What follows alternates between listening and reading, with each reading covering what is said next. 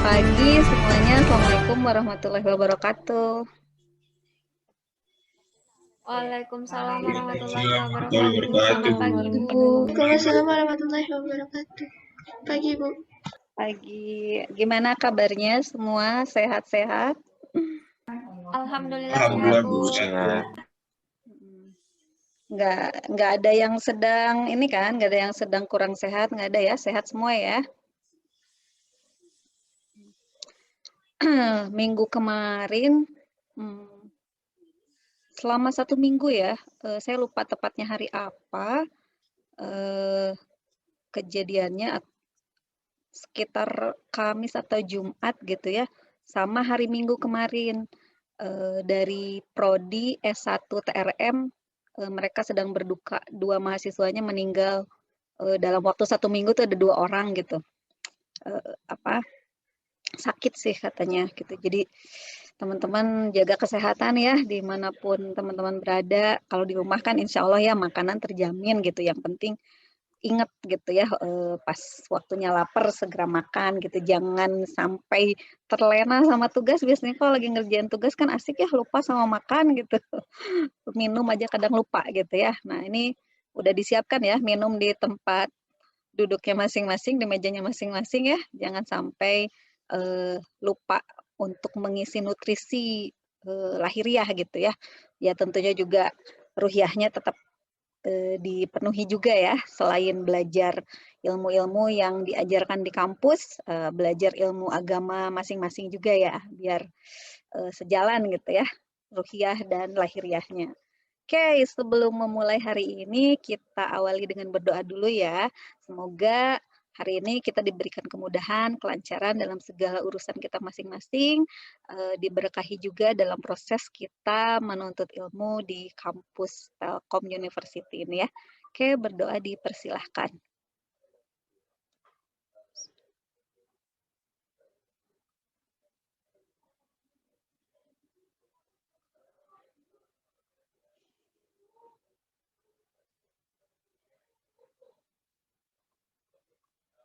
Berdoa diakhiri.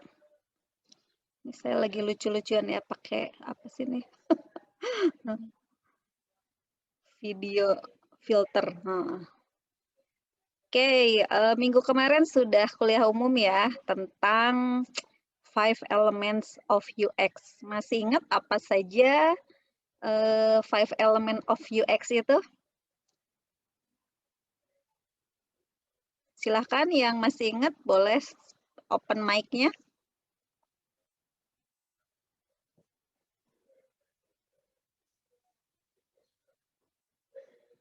Oh, ada yang belum Salah di-ACC. satunya strategi, Bu.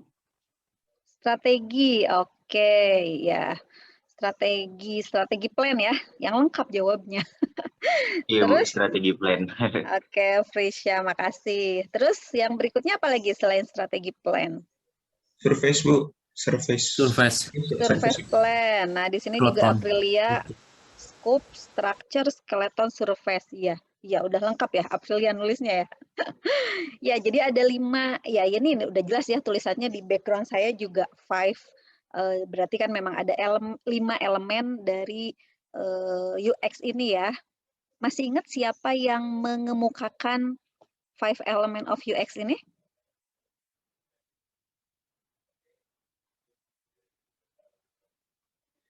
Siapakah orangnya yang menemukan konsep 5 element of UX? Wah, kok udah lupa lagi nih? Baru seminggu kemarin belajarnya. Jesse James Garrett. Ya, Jesse James Garrett. Ya, betul sekali ya. Jadi beliau yang menemukan atau yang membuat 5 element of UX gitu ya, berdasarkan pengalaman beliau juga ya, sampai akhirnya bisa jadi 5 element of UX ini. Kan ada yang namanya level paling abstrak, ada yang namanya level konkret. Dari 5 element of UX, mana yang disebut plan yang paling abstrak?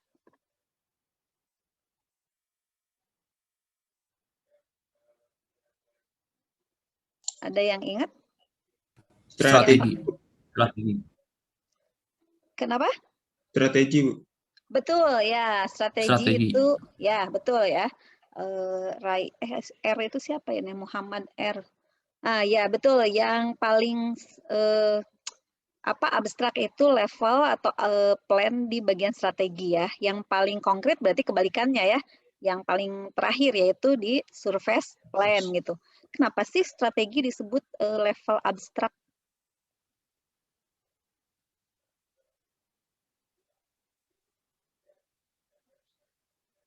Ada yang tahu kenapa disebut abstrak? Karena masih perencanaan dasar, Bu. Ya, betul Putri, karena masih perencanaan ya, bentuknya nggak kelihatan kan ya, bentuknya nggak tahu gitu kayak gimana. Berbeda dengan yang konkret.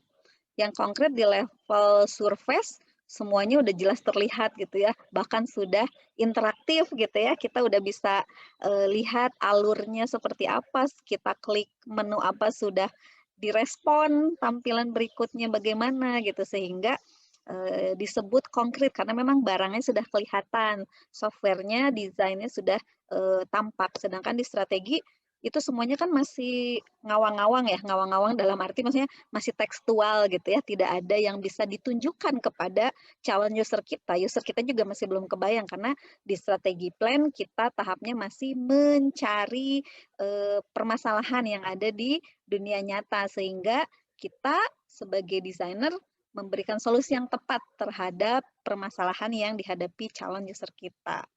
Oke, di strategi plan kemarin, ini review dulu sebentar ya kita ya. Kemarin teman-teman udah belajar banyak ya sama Bu Anggi. Terus nih saya mau ada yang saya tanyakan. Kemarin teman-teman juga review lagi ya, belajar kenapa sih UX itu penting gitu ya. Masih ingat ya, Mr. Steve Jobs ya, quote-nya gitu, bahwa bukan tentang desain ya sebenarnya, tapi bagaimana desain itu bisa bekerja gitu ya. Oke, produknya nanti bisa bekerja dengan baik gitu. Tidak hanya desain yang bagus. Nah, di 5 Element of UX, jadi nanti ceritanya teman-teman di studi kasus atau project UX-nya masing-masing, teman-teman akan melakukan 5 Element of UX ini. Jadi tugas 1 kemarin itu tahapnya adalah teman-teman melakukan usulan gitu ya, usulan ide project-nya seperti apa. Lalu di minggu ke-5 sampai minggu ke-7 ini, 5 kan kemarin ya, minggu ini 6, minggu depan ke-7, teman-teman mengimplementasikan 3 elemen UX, mulai dari strategi plan, di minggu ini adalah scope plan, di minggu depan adalah structure plan gitu ya. Jadi itu diterapkan di studi kasus atau di project UX-nya masing-masing. Misalnya, minggu kemarin kan sudah belajar strategi plan. Apa aja sih yang ada di strategi plan? Lumayan banyak ya, karena itu memang tahap inisialisasi gitu, tahap awal. Oke, masih ingat yang pertama apa? Biar nggak sama terus yang ngomongnya, saya mau panggil ya sambil ngabsen gitu ya. Ada Adna. Adna. Di strategi plan, mana Adna boleh yang dipanggil, boleh open cam ya. Sama nanti speak up. Adna, halo? Di manakah dirimu? Lagi loading kameranya. Oke, siap. Nah, Adna, kan di strategi plan itu banyak tahapannya ya. Nah, apa saja sih yang pertama yang perlu kita siapkan? Atau simpelnya ini dulu deh, strategi plan itu apa sih? Pengertian yang kamu pahami tentang strategi plan apa? Kita menyiapkan strategi mengenai produk yang akan kita rancang, yang akan kita buat, Bu. Yang pertama kan idenya dulu, dicari idenya dulu. Kita mau pakai ide apa buat calon user kita, Bu. Pertamanya itu.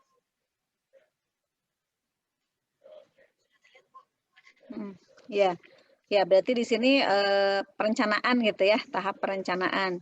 Kita mau ngapain gitu ya. Oke, boleh. Terima kasih Adna. Berikutnya ada Alex. Nah, halo Alex. Halo, Bu. Ya, Alex, sebutkan tahap yang pertama dari strategi plan. Kan strategi plan di dalamnya ada lagi tahapan-tahapan atau ada lagi hal-hal yang harus kita siapkan, yang harus kita buat. Nah, ada banyak aktivitas di situ ya. Apa? Yang pertama ngapain? Analisis, Bu. Analisis. Ada gitu tahap analisis? Kayaknya nggak ada deh. Kamu jangan ngarang. Ayo bangun dulu.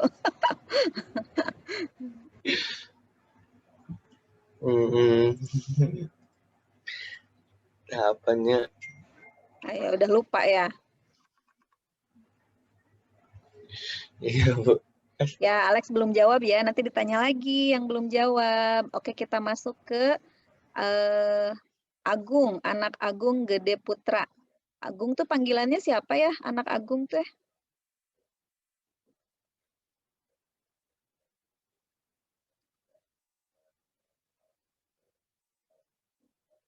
Ini saya pasti manggilnya urut abjad ya, karena di apa partisipannya namanya urut abjad. Jadi siap-siap ya, udah pasti tahu setelah Agung nanti Aprilia. Setelah Aprilia nanti Arum gitu ya. Mana anak Agung Gede Agung? Hadir, Bu. Ya, boleh yang saya panggil namanya open cam juga ya, biar kelihatan orangnya. Kamu panggilannya siapa sih?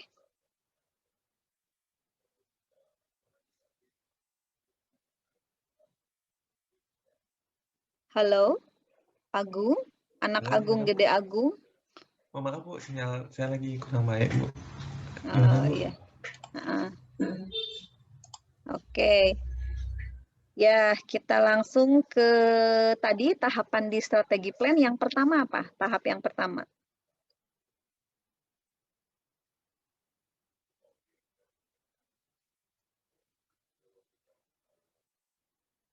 Kita membuat apa di strategi plan ini? Yang pertama kita membuat apa?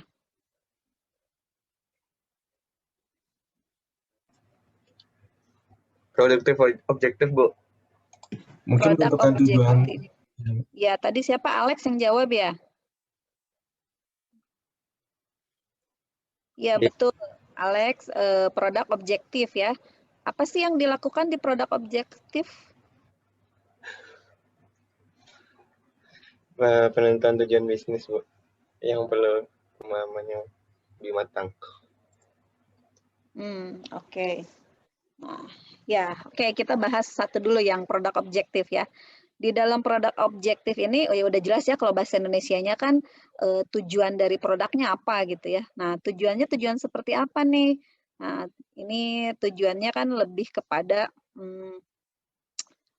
biasanya sih lebih kepada bisnis ya, tujuan bisnis gitu. Ya tentunya orang bikin produk ya memang banyak juga produk yang sifatnya itu sosial impact gitu ya. Tetapi ya tidak menutup kemungkinan juga orang mengharapkan profit tentunya ya, apalagi perusahaan. Kayak misalnya startup, ya mereka juga kan harus ngegaji orang-orang yang kerja yang membuat produknya gitu ya.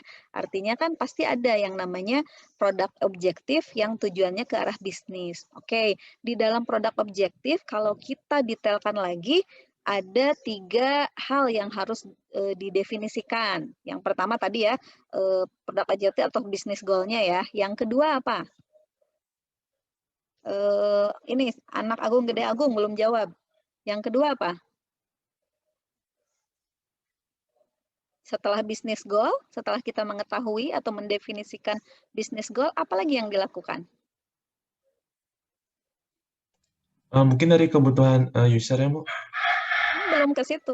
User needs. Brand identity, ya Toti, betul ya. Oke, Toti nanti nggak saya tanya lagi berarti. Nah, berikutnya adalah brand identity ya. Kita harus tahu, kita harus menentukan brand identity itu biasanya logo gitu ya. Nah, kalau teman-teman semua lihat apel kegigit gitu ya dengan warna silver, kita semua udah tahu ya itu produknya siapa gitu, ya nggak?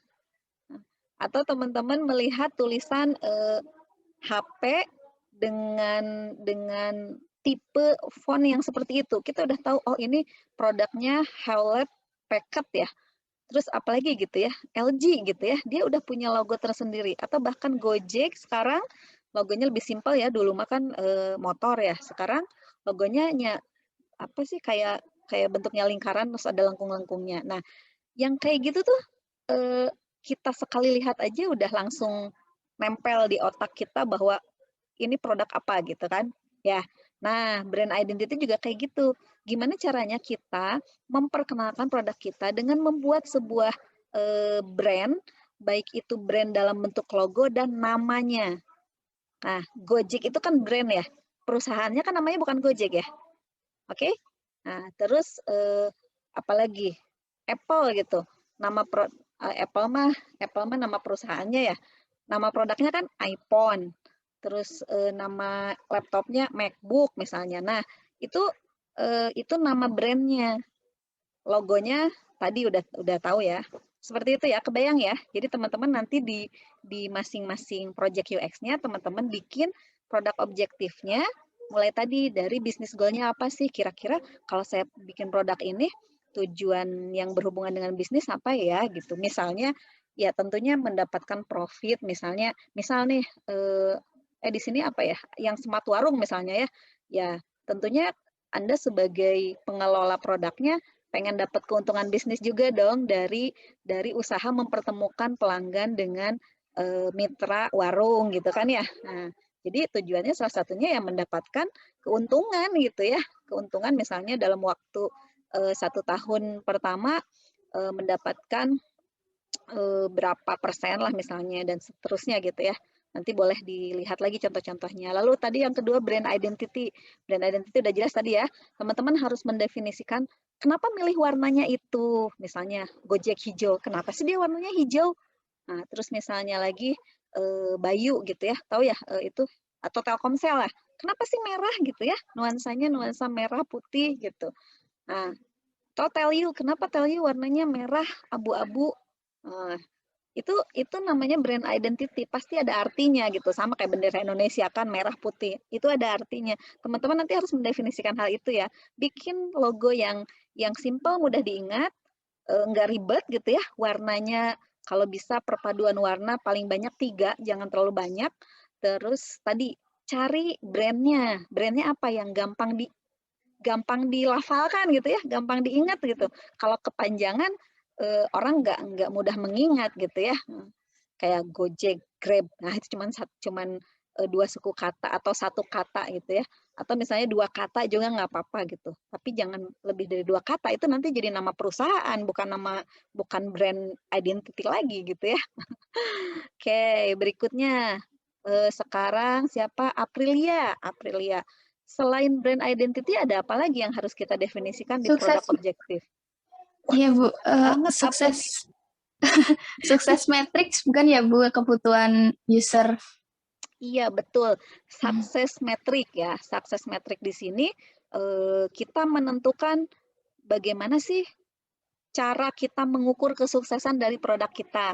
Tentunya kita harus ukur dong, masa udah bikin produk ya udah selesai gitu, ya enggak gitu. Kita harus tahu kira-kira nih dalam 6 bulan ke depan setelah saya rilis produknya, harapan saya, misal tadi saya ambil kasus Gojek misalnya ya, dalam 6 bulan setelah saya rilis produknya ke Play Store misalnya, saya mendapatkan 100 mah dikit ya, 6 bulan.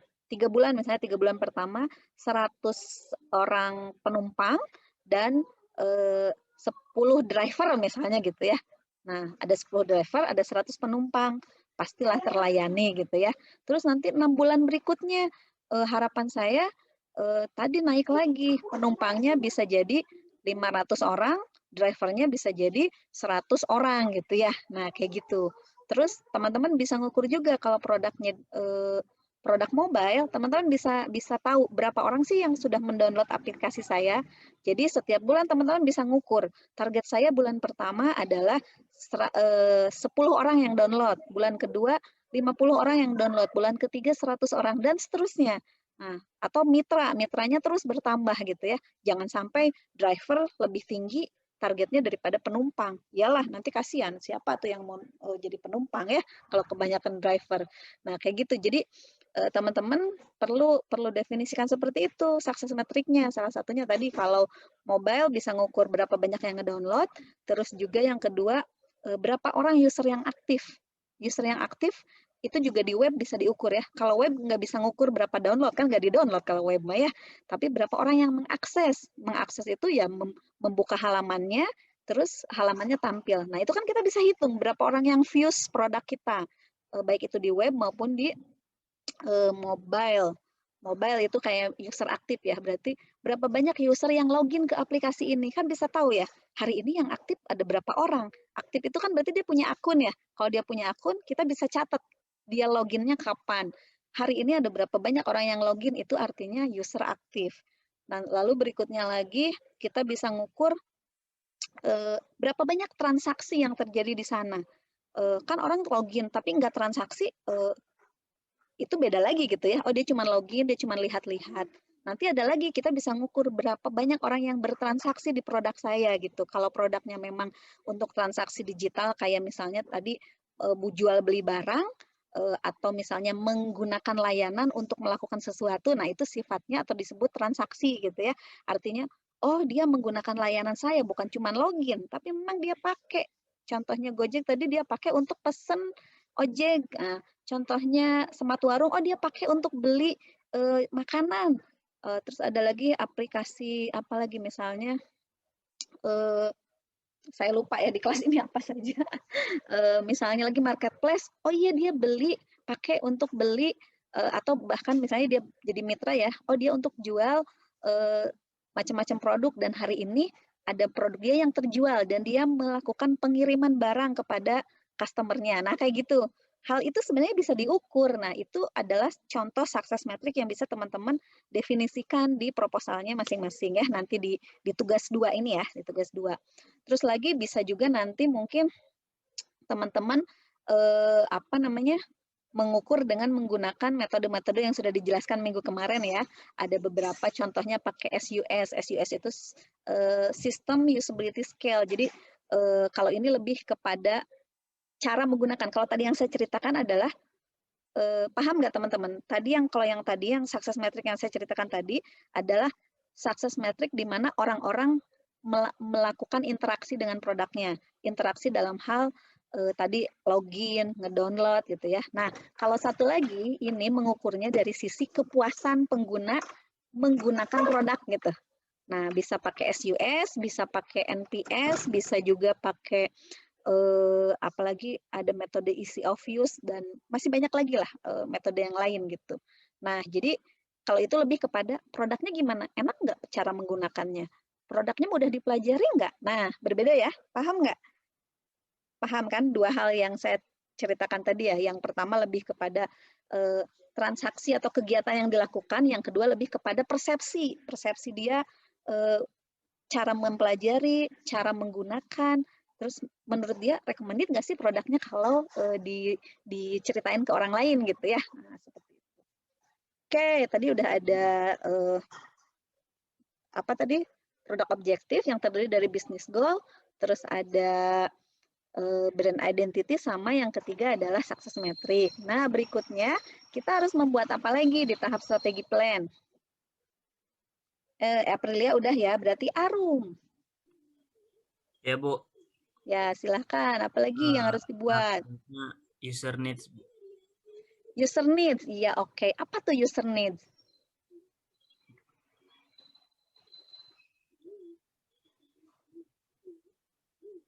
Banyak ya yang harus didefinisikan di user needs ya. Yang kamu pahami apa? User needs itu apa, Arum? Yang Arum pahami?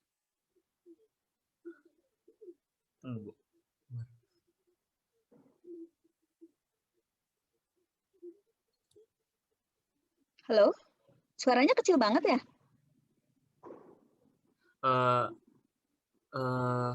Berbicara dari sisi pembuat produk, user need.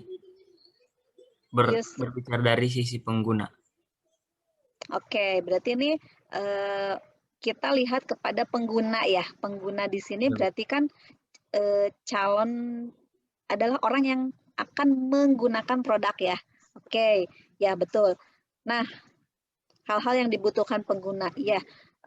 Jadi lebih kepada masalah gitu ya. Mungkin lebih simpelnya masalah apa yang dia hadapi, sehingga kita jadi pengen tahu apa sih sebenarnya kebutuhan dia dengan masalah yang dia temukan. Kayak misalnya yang kita kasus transportasi online, oh masalah saya adalah saya tidak bisa menemukan ojek yang datang menjemput ke tempat saya. Itu kan masalah dia. Terus kebutuhannya apa sih? Ya sebenarnya kalimatnya bisa mirip juga gitu. Oh berarti kebutuhannya ya saya mengharapkan bisa memesan transportasi online dan menjemput ke lokasi di mana saya berada gitu kan ya. Nah, bahasanya saja sih yang di apa sih? Penyusunan bahasanya saja yang disesuaikan gitu ya. Oke. Selanjutnya ya terima kasih yang sudah menuliskan chat ya. Di chat di sini ada Risha, kebutuhan user, Rizky, kebutuhan yang dimiliki pengguna atas suatu layanan dan yang harus dipenuhi oleh layanan tersebut agar pengguna mendapatkan hasil yang tepat bagi mereka. Oke, betul sekali Rizky ya, bagus jawabannya. Oke, berikutnya sekarang yaitu siapa? Beta ya? Halo Beta. Ya, Bu. Nah, Beta, di bagian user needs itu apa saja sih yang harus kita siapkan? Research. Kenapa? Research. Riset itu adalah proses yang dilakukan untuk mendapatkan atau mengetahui user needs. Tapi maksud saya apa saja yang dilakukan apa ya? Mungkin kalau minggu kemarin dibilangnya komponen ya. Komponen apa saja sih yang terlibat di user need? Kalau tadi kan produk objektif ada business goal, ada brand identity dan success metric. Kalau di user needs ada apa saja user need? 1, 2, 3, 4, 5. 5 ya kayaknya. 1, 2, 3, 4, 5, 6. Sebenarnya ada 6, tapi nggak dibahas yang ke-6-nya di pertemuan kemarin, dibahasnya hari ini. Yang pertama apa?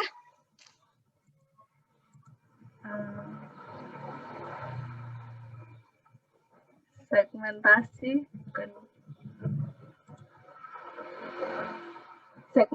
user. Iya, betul, segmentasi user. Segmentasi user itu ngapain? Apa sih yang dilakukan? Kayak bagi usernya tuh terbagi dari beberapa aspek itu bukan? Ya, iya. Mengelompokkan gitu ya, mengelompokkan, mengsegmentasi usernya, misal berdasarkan apa saja yang bisa dikelompokkan.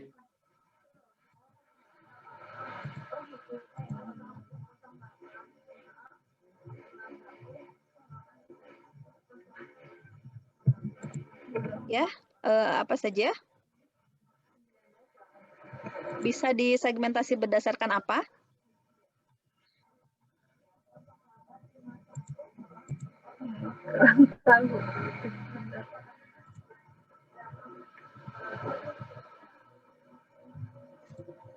Nah, ini ada yang ngasih jawaban juga nih. Martinus, proses untuk pengelompokan pelanggan berdasarkan karakteristik tertentu. Iya, betul ya, Martinus. Di sini Deswin menyampaikan komponen yang terlibat. Ada segmentasi user, usability, and user research, sama membuat persona. Ya, itu baru sebagiannya ya. Terus di sini ada tadi yang saya tanyakan, segmentasi itu biasanya dilakukan berdasarkan apa? Bisa Farhan nih katanya demografi, psikografi, ya betul ya. Kesamaan atribut, ya betul. Contohnya kayak gimana? Putri nih katanya jenis kelamin, usia, tingkat pendidikan, status perkawinan, dan lain-lain. Contohnya gimana? Contohnya saya mau bikin transportasi online ya. Berarti segmentasi usernya kayak gimana? Ganti orang. Chandrika.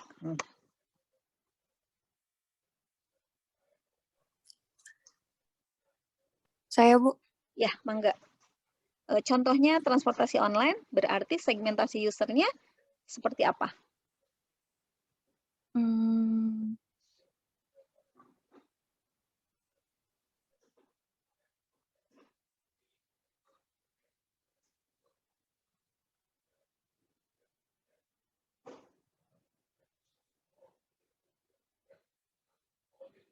Gimana? Ayo Chandrika, nggak apa-apa kalau salah juga. Kira ntar lagi belajar. Mohon maaf Bu, bisa diulangin pertanyaannya? Kan kita sedang membuat, kita nih ambil contoh studi kasus transportasi online. Kita mau membuat segmentasi user. Nah, untuk membuat segmentasi user pada permasalahan transportasi online, dalam hal ini ojek online ya. Nah, apakah segmentasi usernya? Seperti apa segmentasi usernya untuk transportasi online?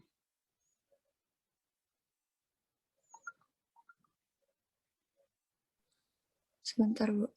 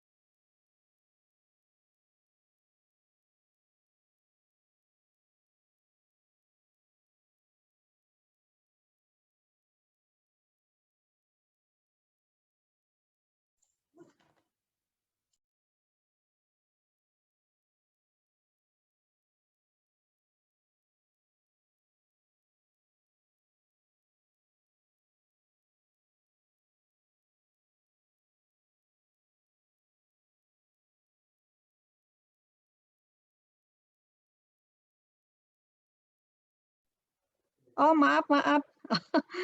Ya, gimana Chandrika? Udah bisa menjawab? Kalau belum bisa menjawab, saya lewat. Bisa berdasarkan jenis kelamin, pekerjaan, dan usia dari usernya Bu. Ya, itu cara melakukan segmentasi. Segmentasinya sendiri kayak gimana? Hasil dari segmentasinya?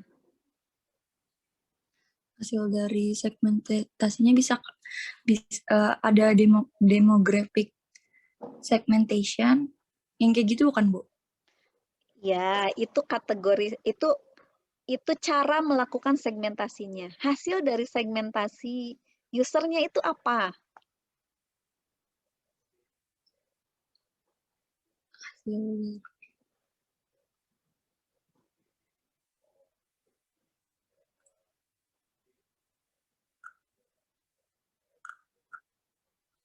Hasil dari segmentasi usernya. Oke, Chandrika, kalau belum nemu jawaban kita lewat ke Claudia.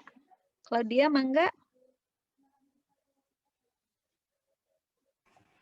Iya Bu. Apa?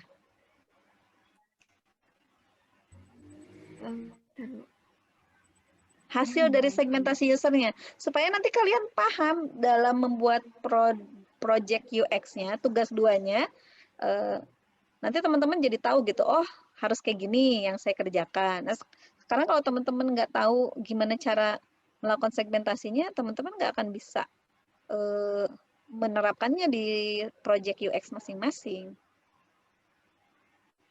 Kayak gimana? Gimana cara menentukan fungsionalitas yang akan dibangun, Bu? Kenapa jadi fungsionalitas? Kita masih membahas segmentasi user. Segmentasi user ya, masih di sana. Nanti aja Bu, Silahkan yang mungkin punya jawaban, boleh disampaikan. Mau menjawab Bu?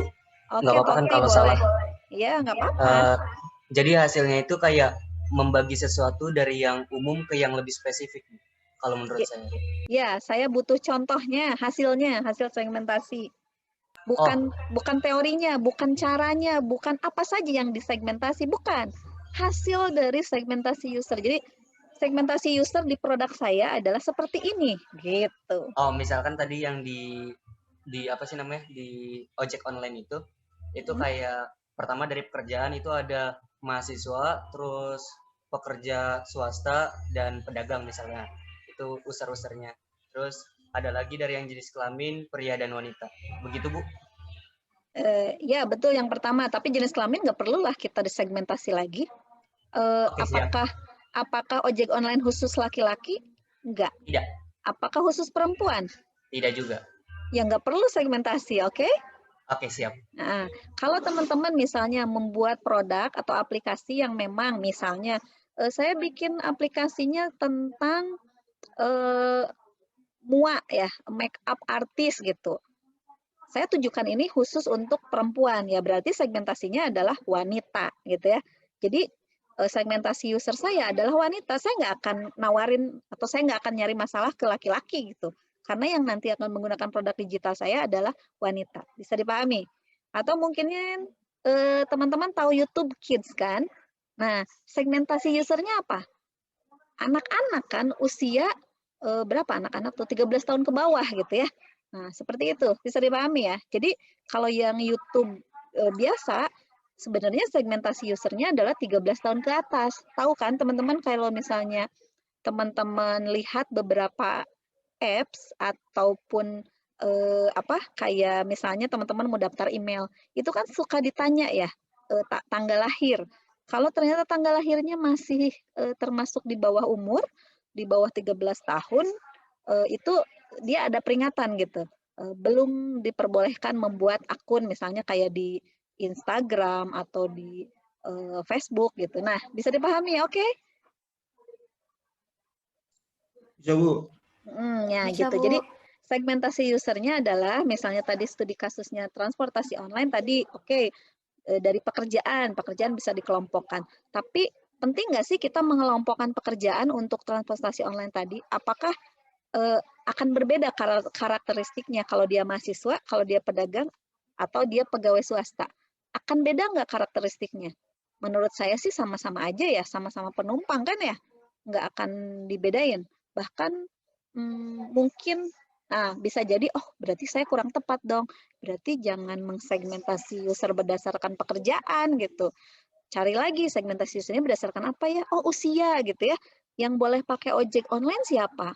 Orang yang sudah yang bisa daftar, misal kita batasi yang boleh daftar di aplikasi ojek online ini adalah orang yang usianya 13 tahun ke atas. Artinya kita tidak mau penumpangnya tuh anak-anak misalnya gitu ya. Kita tidak melayani penumpang yang anak-anak. Kalaupun penumpangnya anak-anak berarti kan akunnya akun orang tuanya gitu ya. Bisa dipahami? Bisa, Bu. Bisa, Bu. Oke, sip. Terima kasih ya. Ini ada yang nulis Franklin ya. Contohnya adalah Amazon, di mana satu layanannya adalah retail yang menjual bermacam-macam barang dari buku, pakaian, sepatu, dan lain-lain. Diversifikasinya adalah menjual layanan cloud computing, yaitu tempat penyimpanan online dan penggunaan server sesuai permintaan customer. Layanan computing ini muncul dari adanya infrastruktur IT milik Amazon yang digunakan untuk support bisnisnya, yang lalu kemudian dapat juga digunakan sebagai unit bisnis baru mereka. Nah, ya kalau ini lebih kepada pengembangan bisnis ya. Kalau misalnya kita ambil contoh Amazon. Amazon ini kan tadi dikatakan sebenarnya pada awalnya dia adalah perusahaan retail gitu ya. Nah, berarti segmentasi user dia apa? Sebelum diversifikasi ya, sebelum ada layanan cloud computing dan sejenisnya. Segmentasi user Amazon apa berarti? Atau yang sejenis lah, marketplace, ada Shopee, ada Tokopedia, ada Lazada, ada Alibaba gitu. Segmentasi user mereka apa coba? Pedagang, Bu. Apa sih? Ya, berarti kan bisa. Mereka yang punya profesi sebagai pedagang atau pengusaha gitu ya, boleh dikelompokkan berdasarkan itu. Dan mereka yang tidak, berarti kalau yang tidak kerjaannya apa? Maksudnya aktivitas yang mungkin dilakukan apa? Berarti kan ada orang yang akan berjualan, ada orang yang tidak berjualan. Yang tidak berjualan ini yang seperti apa? Oh, mungkin dia pembeli gitu ya. Tapi bisa jadi bukan pembeli gitu ya, ya orang yang cuma melihat-lihat doang gitu ya. Nah, tapi kita bisa kelompokkan atau kita segmentasi ada pembeli dan ada penjual seperti itu. Terus apa lagi? Dari segi usia bisa ya, usia kan? Yang boleh menggunakan aplikasi marketplace itu mereka yang usianya di atas 13 tahun misalnya kayak gitu. Lansia boleh nggak sih? Boleh aja. Boleh ya, boleh. Terus apalagi segmentasi usernya? Tadi misalnya kalau apa? Yang punya Indonesia apa sih? Marketplace yang punya Indonesia? Tokopedia. Bukalapak.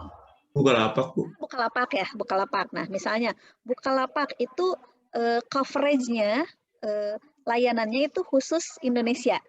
Nah, itu juga segmentasi user. Berarti kan penggunanya adalah mereka yang tinggal di Indonesia. Jadi nggak bisa nih ngirim barang ke luar negeri gitu ya. Berbeda dengan Lazada gitu ya, atau Shopee. Itu kan barangnya bisa dari luar negeri ke Indonesia gitu. Tapi Bu, saya nggak tahu izin dari Indonesia bertanya. ke luar negeri gimana. Hah? Izin bertanya. Ya, mangga. Berarti suatu wilayah atau suatu lokasi itu bisa jadi masuk ke dalam segmentasi user juga dong, Bu? Betul, kan tadi ada demografi. Oh, misalkan berarti nanti, misalkan saya nih Smart Warung yang saya demografikan untuk di sebatas komplek perumahan aja. Berarti itu juga termasuk dalam segmentasi user juga, Bu?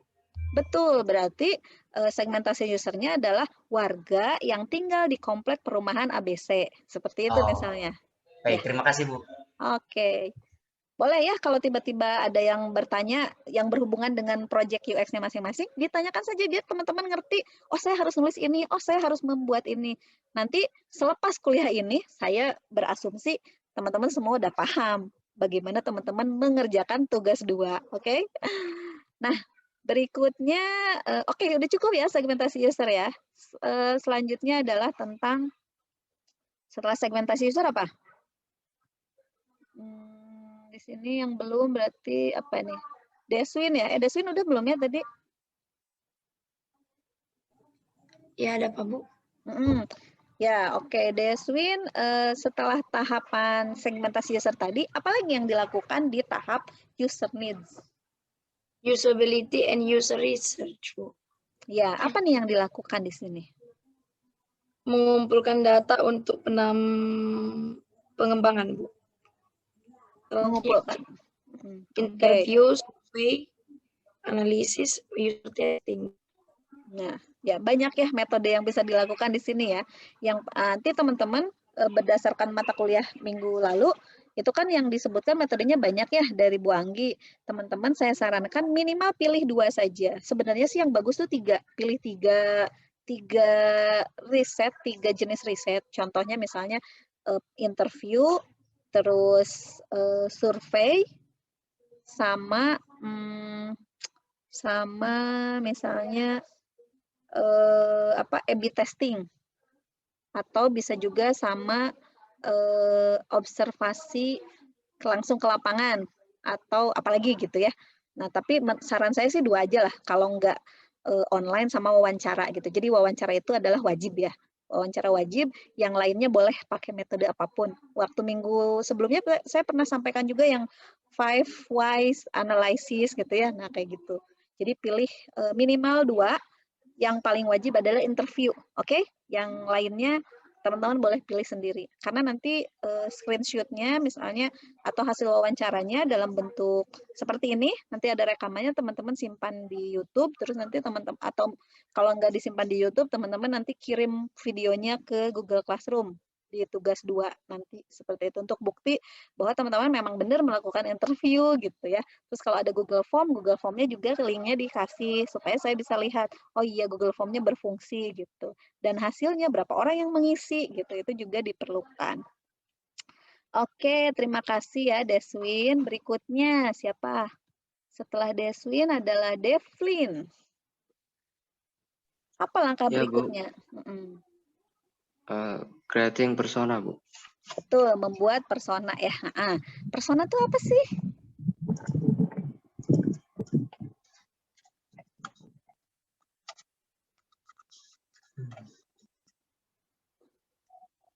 Dokumentasi, Bu. Dokumentasi apa?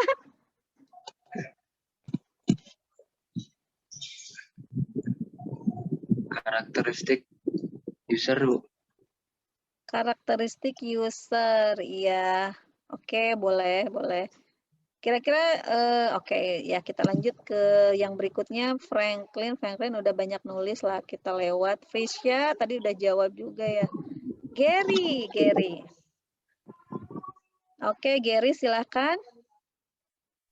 Ya, Bu. Contohnya kayak gimana user persona tuh? User persona. Mm-mm. Tadi kan kita punya studi kasus ojek online ya, pakai itu aja studi kasusnya. Berarti nanti kamu kira-kira bakal bikin berapa persona?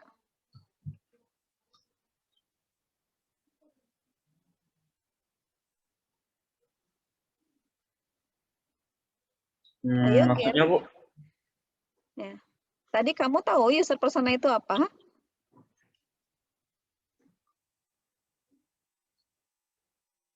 Karakteristik. Ya, karakteristik calon pengguna produk kita ya. Nah, kalau dari kasus ojek online, transportasi online, dalam hal ini ojek ya, ojek online, itu personanya apa saja? Ada persona apa saja di sana? Ada user persona apa saja?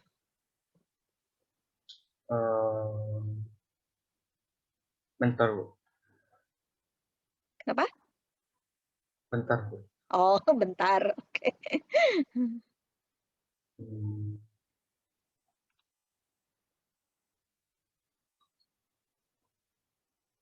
Mungkin umur dari penggunanya, Bu.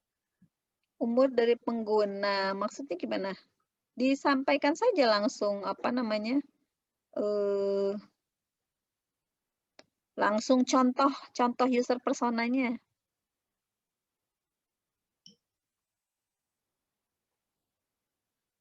Langsung contoh user personanya aja.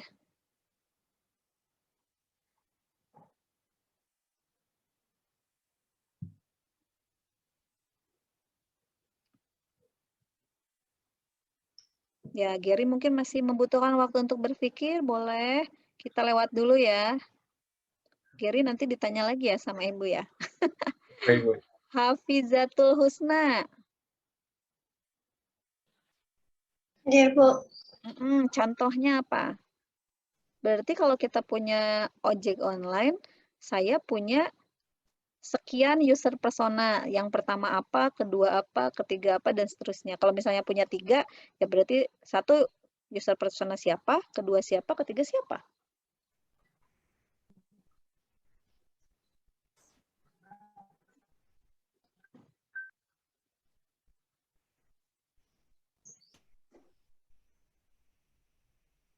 Halo?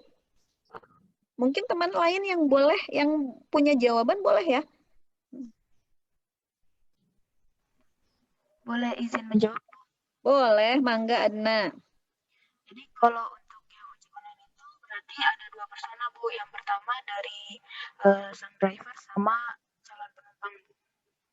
Oke, Adna, terima kasih jawabannya. Iya, betul ya. Di sini Adna mengusulkan ada 2 user persona. Yang satu user personanya adalah penumpang, yang satu tadi adalah driver gitu ya. Iya, betul sekali, betul.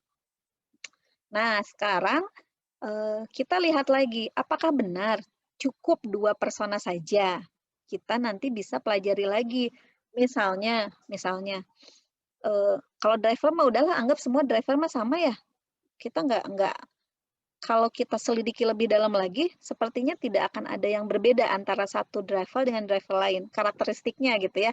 Nah, sekarang kita lihat misal untuk penumpang, misal dari jenis kelamin, mungkin nggak sih kita membuat user persona yang satu laki-laki, yang satu perempuan gitu. Apakah ada perbedaan karakteristik di antara keduanya?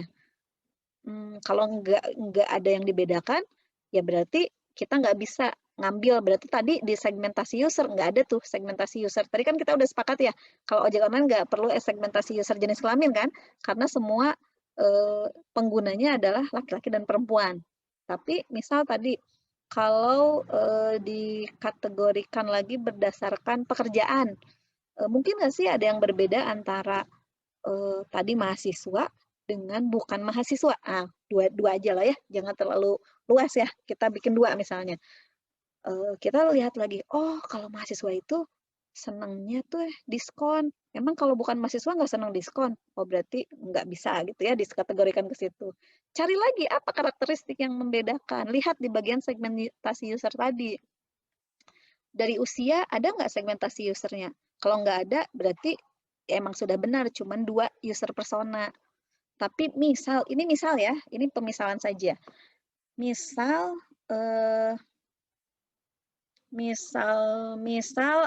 dari dua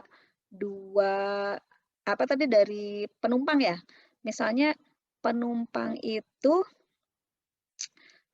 apa ya? Saya juga masih bingung sih kalau nyari contohnya lagi karena memang itu cuma 2 ya user personanya, nggak bisa lebih dari 2.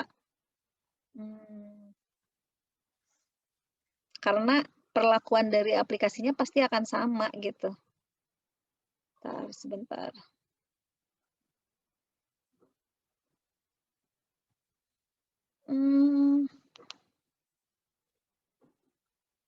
Belum nemu saya contohnya kalau saya harus pecah lagi user personanya.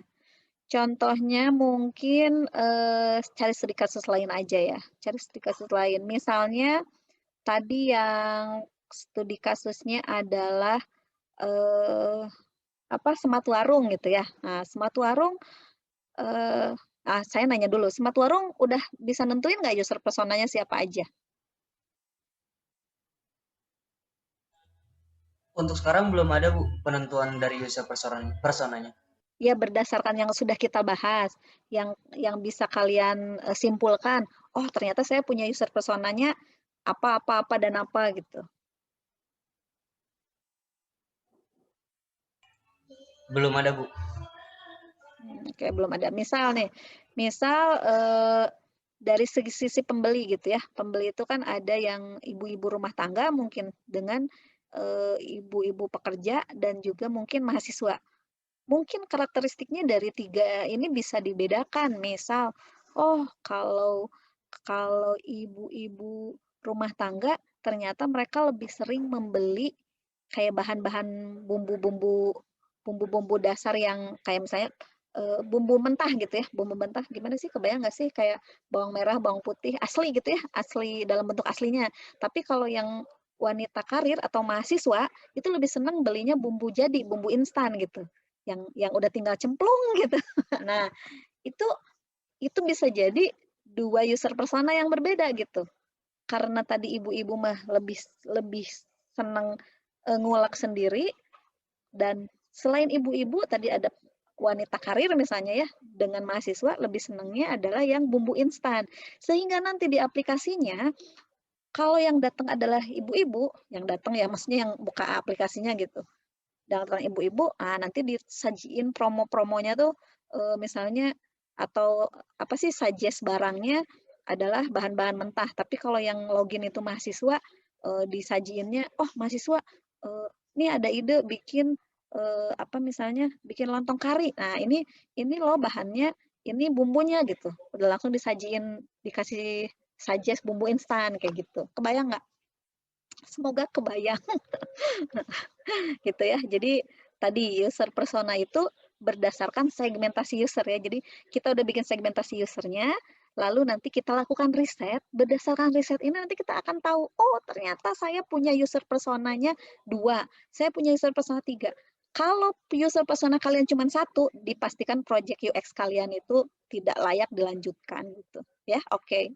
Bagi saya seperti itu, karena di mata kuliah ini kita pengen produknya itu adalah produk yang menunjukkan interaksi antara satu pihak dengan pihak lain gitu ya, dan kalian jadi jembatan gitu.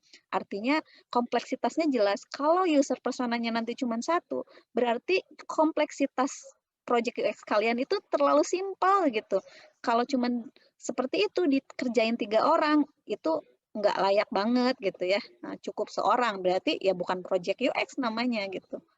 Seperti itu ya. Oke, kita lanjutkan lagi. Tahap berikutnya apa? Siapa nih yang belum ditanya? Lutfi. Ini ada tulisannya. Dari driver juga ada, Bu, menurut saya. Apa maksudnya, Toti, dari driver ada? Lutfi? Iya, Bu. Ya, oke. Tadi tahap selanjutnya apa? Empathy map bukan, Bu? Betul. Empathy map tuh ngapain? Bikin apa? Kayak perasaan dari user gitu, Bu, kayak keluhan dari user. Perasaan dari user, keluhan. Ya, di empathy map tuh ada apa sih? Ya, apa yang mereka pikirkan, apa yang mereka rasakan ya. Kalau tidak salah ada 4 bagian ya. 1, 2, 3, 4, 5, 6. Ada 6 ya. Ada 6 bagian ya, 6 bagian bener ya.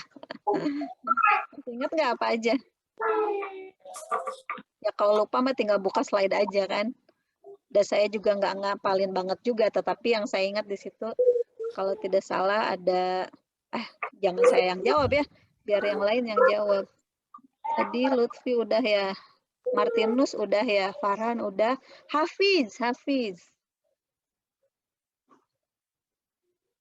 Ada apa saja di empathy map tuh, ada apa saja, Hafiz?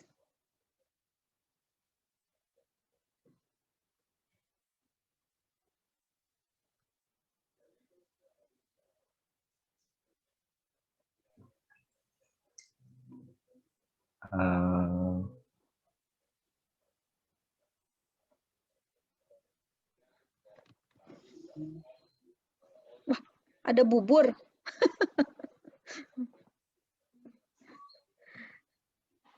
Oh, ini udah banyak nih teman-teman yang ngasih jawaban nih. Kamu mah bisa aja tinggal baca nih teman-temannya tuh udah. Hear, feel, dan lain-lain. Jangan pakai dan lain-lain atau dan lain-lain mah terlalu luas ya. Dibatasi dong. Nah, ini Nadia. Think, see, say, do, feel, hear ya. Dengarkan ya. Jadi empathy map itu ya lebih simpelnya apa yang dirasakan oleh panca indera kita ya. Ya nggak? Panca indera dan pengalaman. Tadi ada apa yang kita pikirkan. Berarti sebenarnya sih mulainya bukan dari apa yang kita pikirkan mungkin ya.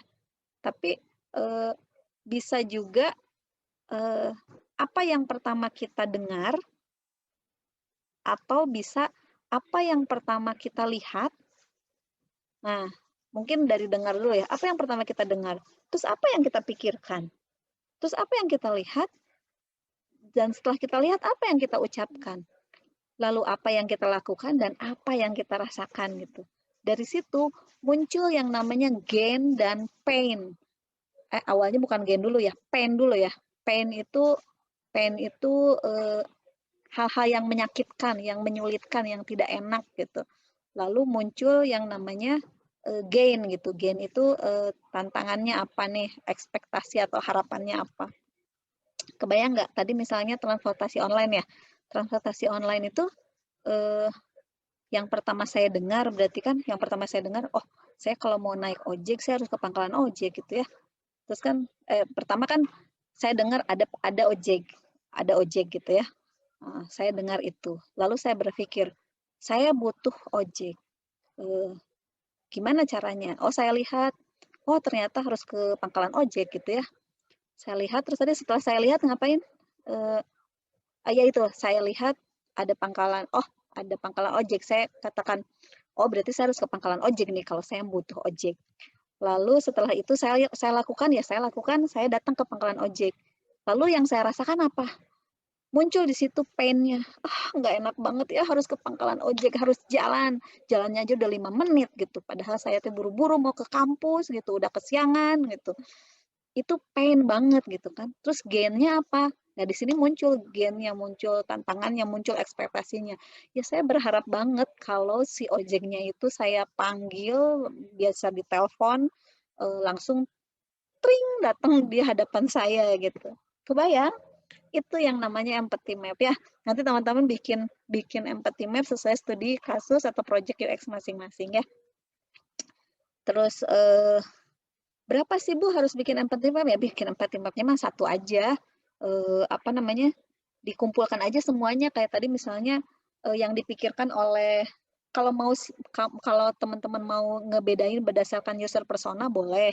Tapi kalau mau bikin satu aja berarti semuanya dikumpulin, semua perasaan, semua pikiran baik dari tukang ojeknya maupun penumpangnya itu dituliskan semua di situ. Kebayang ya? Semoga kebayang ya, udah dikasih contohnya minggu lalu ya. Lalu berikutnya apa? Tadi siapa lagi? Hafiz udah ya. Hafiz belum jawab deh. Hafiz, apalagi setelah empathy map? Tadi malah kita disuguhin bubur ya sama Hafiz ya. Hafiz, apa setelah empathy map?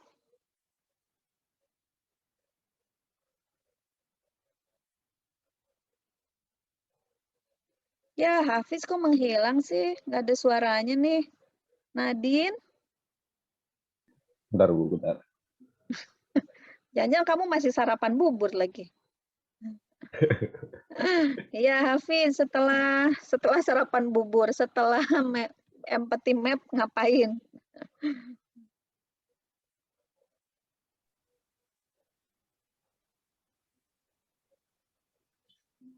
Teman-teman kalau lupa kan tinggal buka slide aja.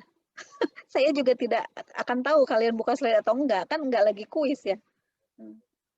Skenario user, iya betul sekali. Kita bikin skenario user. Iya, itu skenario user ya. Skenario user atau ada juga sih yang bilang user journey. User journey, tapi sebenarnya berbeda ya.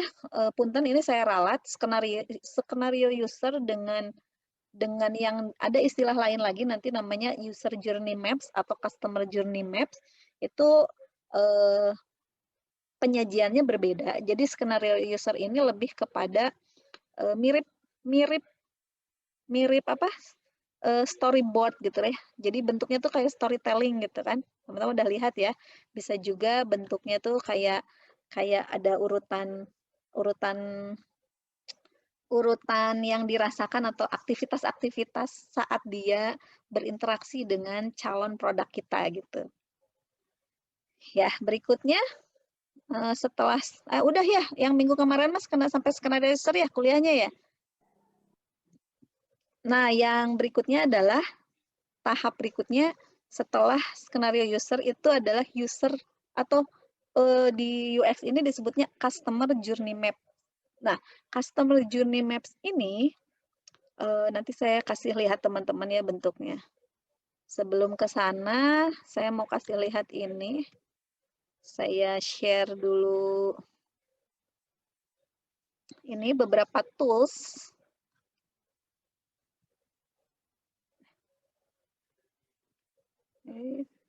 Sebentar. Kok nggak bisa pindah? Nah, ini ya saya udah kirim di sini. Teman-teman bisa lihat di sini yang minggu 5 saya udah kasih toolsnya apa saja. Miro ini bisa juga teman-teman pakai kalau teman-teman mau. Tapi Miro ini seingat saya sih berbayar ya teman-teman ya. Jadi agak kesulitan juga nanti teman-teman kalau pakai. Maksudnya tuh fiturnya. Bentar ya, kita coba dulu. Miro, teman-teman boleh login. Kak, teman-teman tinggal buka aja ya ini. Ctrl C. Udah buka belum Mironya? Udah?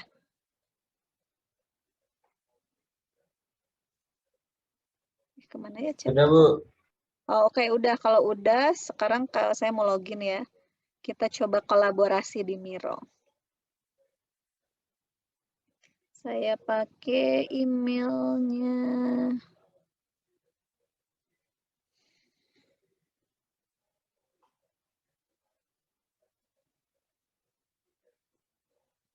Nah, di sini teman-teman, ini mau news ya. FN. Nah, di sini banyak banget board-nya ya.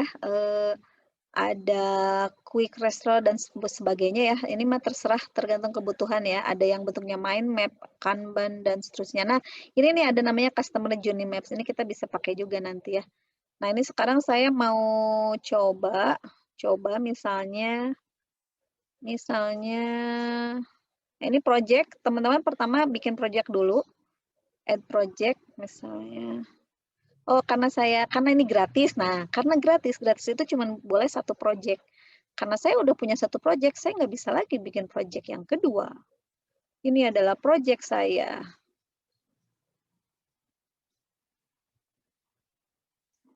Nah, ini project saya. Saya coba bikin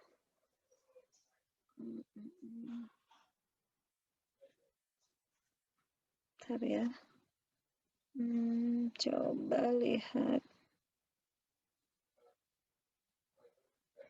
Aktif user. Balik lagi dulu ke boardnya. Coba saya mau bikin boardnya misalnya untuk apa ya? Solve all template. Nah, ini teman-teman kalau mau pilih template-templatenya di sini banyak banget ya. Misalnya saya coba aja inilah ya. Bisa nggak nih? Create a share board. Nah, ini nanti kita bisa bareng-bareng nih. Kita bisa kerja bareng-bareng di sini.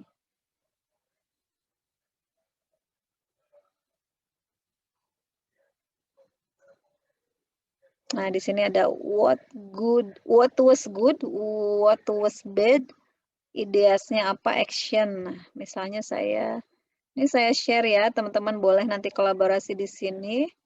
Copy link, copy invite link. Nah, ini chat. Saya kirim sama teman-teman semua. Nah, mana chatnya ya? Oh, belum muncul sih. Chat. Saya kirim ke WA aja ya, kenapa nggak bisa di situ. Nah, udah saya kirim ya, teman-teman boleh di sini misalnya ini ya, ini teman-teman misalnya tuliskan what was good. Nah, teman-teman misalnya tuliskan apa namanya hal-hal yang menyenangkan, misalnya yang berhubungan dengan mata kuliah ini, misal.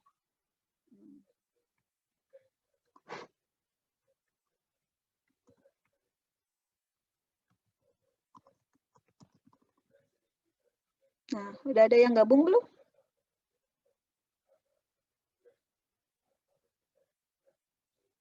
Ini bisa juga warna lain misalnya. Nah, ini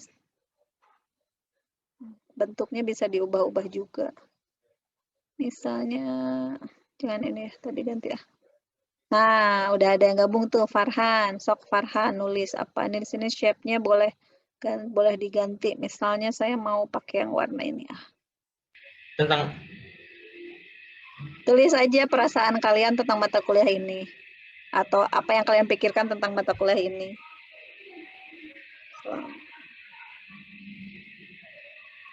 Proyek UX.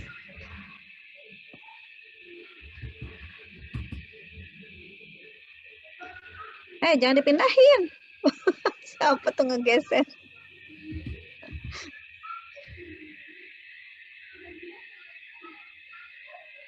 Kan tulisan saya jadi ketinggalan nih, jadi ada di luar.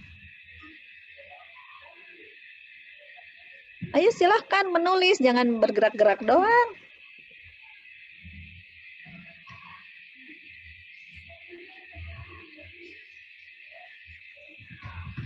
Tuliskan apa yang ada di pikiran kalian atau di perasaan kalian tentang mata kuliah ini.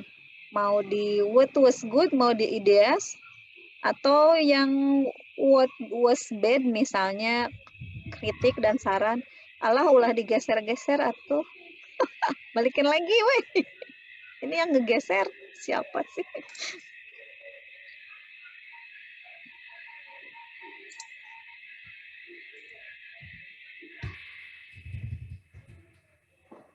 Ini bentuknya terserah, Bu. Mau kotak, mau segitiga, serah, Bu. Iya, terserah. Sok. Cepetan ditulis. Belum banyak yang join ya. Naufal nih, hello guys katanya. Ini siapa? Rizky. Terima kasih. Rizky Azkia. Ayo nulis. Gary, bikin awan ya Gary ya.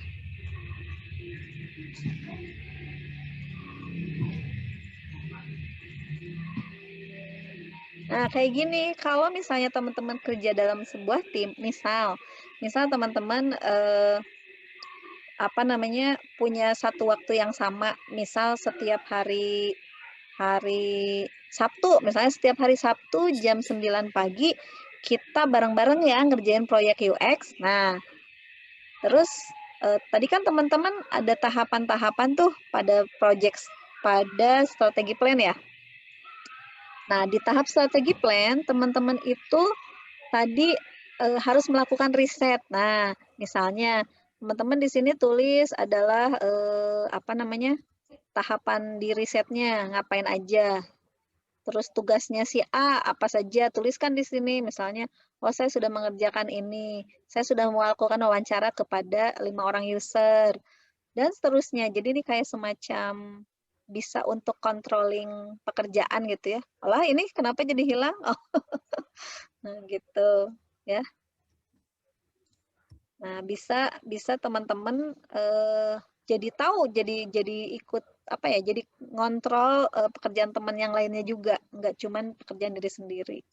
Ini baru 15 orang yang join dari satu kelas ini 33 orang loh. Pada kemana ini? Belum pada join semua ya.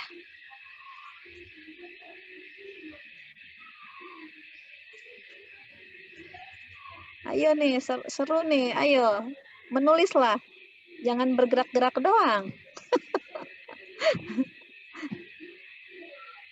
Apa ya, seru pokoknya dah. Tapi please jangan digeser-geser.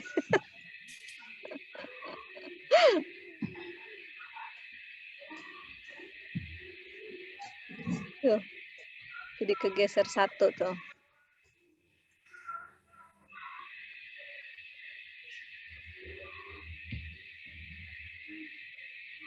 Nah, udah balik lagi nih, udah saya benerin nih.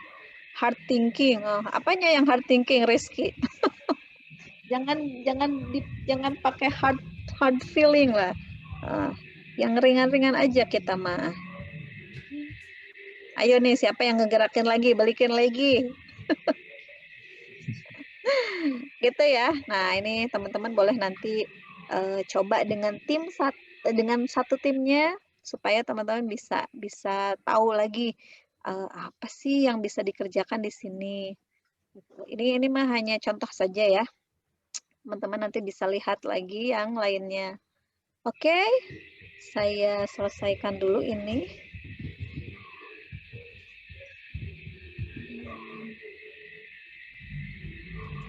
Coba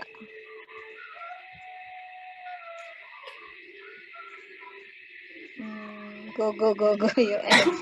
Jangan digeser-geser Kia. Bikin semangat deh.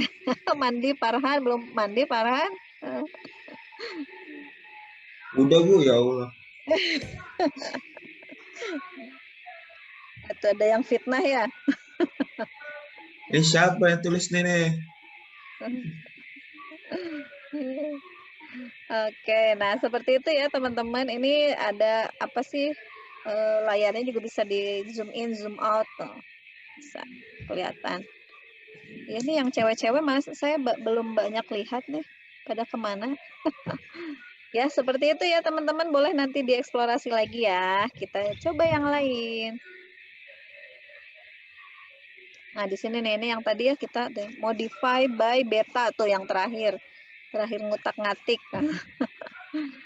Ini coba saya lihat yang pernah kami buat apa ya.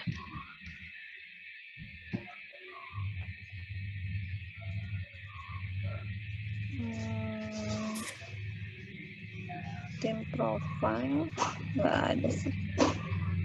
Profile ini mah ya. Projectnya mana ya?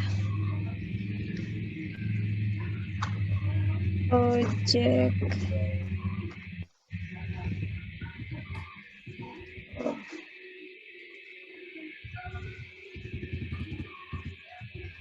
My first project, coba lihat.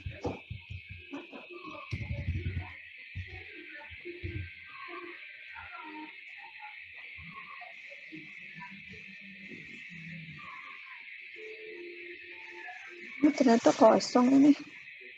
Saya sudah lupa, ini udah yang mata kuliah tahun kemarin.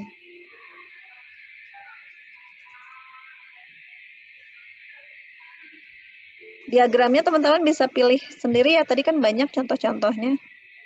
Nah, oke, kita sudahi saja yang ini ya. Kita coba lihat yang lain. Salah.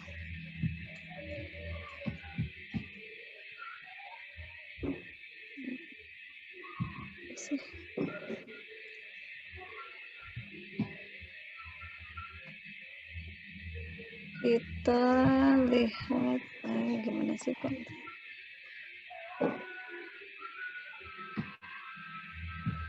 Ini Miro udah ya, kita close dulu ya Mironya. Kita mau maaf lah ketutup ininya ya. Miro udah tadi ya, Miro. Sekarang saya mau kasih lihat tools yang lain ya. Nih tools yang lain tadi UXpressia ya. UXpressia. Nah, ini adalah tadi kan pertama teman-teman bikin bisnis goals. Kalau bisnis goal kan cuma tekstual. Terus teman-teman bikin lagi yang namanya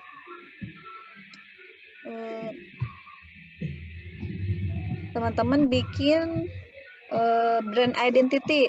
Teman-teman tahu kan bikin brand identity pakai apa toolsnya? Bisa pakai Canva, bisa pakai Wix, bisa pakai banyak lah. Kalian lebih jago lah dari saya ya. Nah, terus berikutnya tadi selain brand identity, success metric itu kan bikin grafik ya. Terus yang berikutnya lagi segmentasi user nggak perlu tools. Terus user persona. Nah, user persona ini yang butuh tools. Teman-teman bisa pakai ini. Ini namanya UXpressia. UXpressia di sini. UXpressia di sini. Ini saya udah login ya. Udah dengan nama saya Suryati Ningsih. Saya nanti bikin workspace. Saya punya workspace 1. Di sini juga karena gratis saya hanya boleh membuat 1 workspace ya. Nah, ini workspace saya namanya Simosa. Nah, karena ini hanya 1 workspace dan ternyata persona pun hanya diizinkan 1 ya teman-teman. Inilah terbatasnya yang gratisan. Nah, ini saya bikin misalnya nama personanya adalah Herlina. Teman-teman ingat ya, kalau teman-teman bikin yang namanya user persona, itu kan user fiktif ya. Tidak boleh menggunakan nama asli misalnya. User personanya adalah nama teman-teman di sini, misalnya nama user personanya adalah Adna Dea gitu, nggak boleh. Terus nama user personanya adalah siapa tadi misalnya Toti Aradea gitu, itu nggak boleh ya, harus menggunakan nama palsu. Nah, ini misalnya namanya Herlina. Teman-teman ini foto itu bisa teman-teman dapatkan dari berbagai media. Teman-teman tahu ada web yang ini apa? The person doesn't exist. Foto jangan pakai foto kalian ya user personanya ya, nggak usah narsis gitu. Karena ini user persona. Nah, ini di sini teman-teman bisa cari orang yang nggak pernah ada. Foto ini orangnya tuh nggak pernah ada, nggak pernah terlahir ke dunia ini untuk foto ini ya. Kita refresh lagi. Orang ini juga nggak pernah ada. Kalian percaya nggak? Percaya aja, karena ini this person doesn't exist gitu ya. Jadi orang ini tuh nggak pernah ada. Ini di generate menggunakan generative adversarial network. Ini apa? Kecerdasan buatan ya. Jadi dengan berbagai macam cara jadilah wajah orang ini padahal tidak pernah terlahir. Maksudnya ini tuh bikinan gambar Bu apa gimana Bu? Ya, ini kerjaannya artificial intelligence, kecerdasan buatan. Orang ini nggak pernah lahir ke dunia. Ya, Ya, keren ya. kayak asli gitu. Kayak asli, iya betul. Karena ya itu tadi, yang lebih hebat lagi ya Tuhan gitu ya, yang menciptakan orang yang bikin aplikasi ini gitu. Jadi betapa hebatnya gitu ya, otak manusia itu bisa menciptakan produk seperti ini gitu. Ini orangnya nggak pernah ada. Nah, kalian bisa ambil dari sini. Misalnya lagi, oh ini ada laki-laki misalnya pakai orang ini kan orangnya bule ya, kalau butuhnya yang rada-rada Asia, ya terus aja di refresh gitu ya. Ini udah nggak butuh ya kalau anak-anak mah.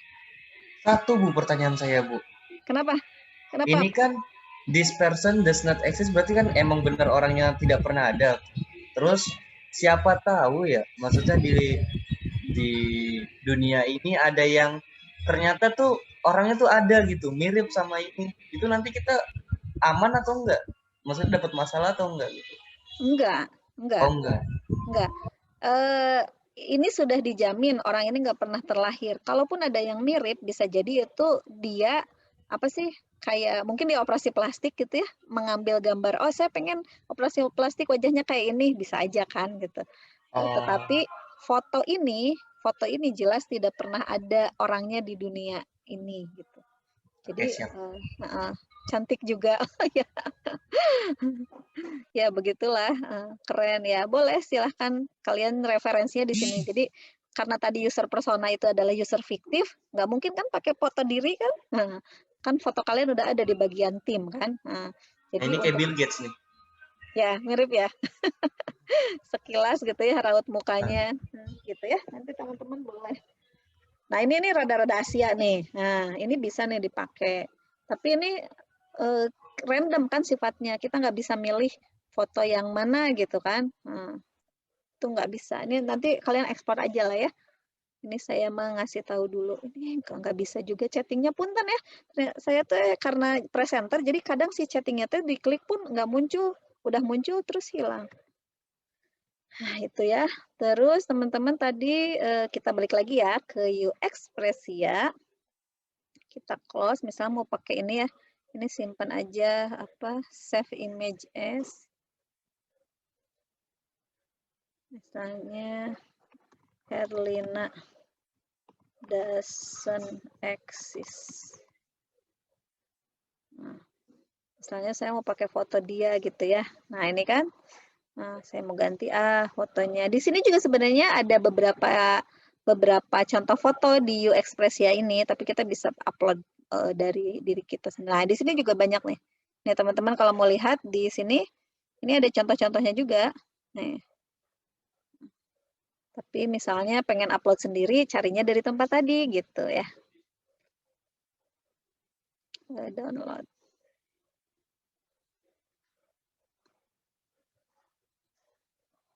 Nah, gitu ya. Nah, jadilah wajahnya baru lagi kan. Inilah kalian bisa explore sendiri ya. Di sini nih, upload image or choose from UI face preset. Ini lagi generate nih. Saya pengennya misalnya perempuan gitu kan. Ini juga ini doesn't exist ini orang-orangnya. Female, pengen umurnya usia berapa sampai berapa. Oh misalnya sampai 50 lah ya. Pengennya brown hair. Nah di sini nih ada. Pengennya yang lagi senyum gitu ya. Nanti generate. Seru ya. Kita apa sih ya main-main kayak gini. Menghibur gitu kan. Oh ini mungkin agak-agak mirip Asia nih misalnya ya. Boleh teman-teman nanti pilih gitu. Nih ini kan orang-orang Asia juga tuh. Tapi punten banget ya nanti kalau teman-teman pilih gambar yang dijadikan user persona, tolong yang sopan gitu ya. Kayak misalnya ini mungkin ya ini agak terlalu terbuka ya. Jadi dipilih yang pakaiannya sopan. Gitu ya, kayak yang kiri itu ya Bu ya, manis. Nah iya, udah saya tutup. Nanti belum tentu kalian ketemu lagi orang yang sama, foto yang sama. Oke, kita masuk ke sini ya. Kemarin sudah belajar ya user persona. Nah di sini ini mah bebas biasanya saya pakai ini seneng karena apa? Karena bagian-bagiannya nanti teman-teman kalau bikin user persona harus mengikuti apa yang saya buat di sini ya. kalau ini nggak wajib, ini mah Guardian atau apa ini dipilih sih. Orangnya rasional, apakah orangnya artisan, apakah orangnya Guardian, apakah orangnya idealis. Nah, itu mah nggak wajib ya. Yang wajib adalah bagian di sini, tujuan. Tujuan dia apa? Tujuan dia menggunakan produk kita apa? Contohnya tadi ojek online. Kalau ini adalah penumpang, berarti kan tujuannya mendapatkan layanan transportasi online yang bisa menjemput dan mengantar ke tempat tujuan, gitu ya. Menjemput di tempat titik saya berada dan mengantarkan ke tempat tujuan saya dengan harga yang apa sih? Maksudnya dengan jaminan harga yang tepat gitu ya. Artinya kan sudah jelas nih ongkosnya berapa gitu ya. Dan juga mendapatkan keamanan selama dalam perjalanan. Misalnya itu tujuan saya sebagai penumpang gitu ya. Nah, kutipan ini biasanya sih kayak apa sih, semacam moto hidup atau semacam hal-hal yang berhubungan dengan hidup dia gitu ya. Kalau ini sih studi kasusnya saya sedang mencari donatur gitu ya, sehingga di sini dikatakan kutipan dia adalah berbisnis itu tidak boleh dipisahkan dari agama. Pelaku usaha harus mengerti agama dan menerapkannya dalam perilaku bisnis. Gitu. Nah, di sini teman-teman harus ada demografinya. Dia jenis kelaminnya apa, usianya berapa, tinggalnya di mana, dia statusnya menikah atau belum, kuliahnya atau profesi dia apa, pendidikan dia apa, lalu dia profesinya apa, ini entrepreneur, terus penghasilannya berapa. Teman-teman bisa pilih, bisa add field lebih dari ini boleh. Teknologi yang dipakai apa? Misalnya, dia pakai Android, dia pakai apa nih? Nah, di sini bisa milih tuh. Atau misalnya di sini ini udah ya. Brandnya di sini misalnya dia pakai BlackBerry kan udah nggak ada ya. Nah, itu nanti bisa pilih di sini ya, teman-teman. Browser ini misalnya nih pakai apa? Channel ini misalnya dia pakai email, pakai Google, pakai WhatsApp dan seterusnya gitu ya. Misalnya dia nggak pakai Facebook ya, berarti Facebooknya nanti bisa dihilangin. Terus, nah di bagian sini ini ada frustasi dan motivasi. Frustasi itu yang tadi yang teman-teman bikin empathy map, itu kan ada hal-hal yang tidak menyenangkan. Nah, hal-hal yang tidak menyenangkan tulis di sini.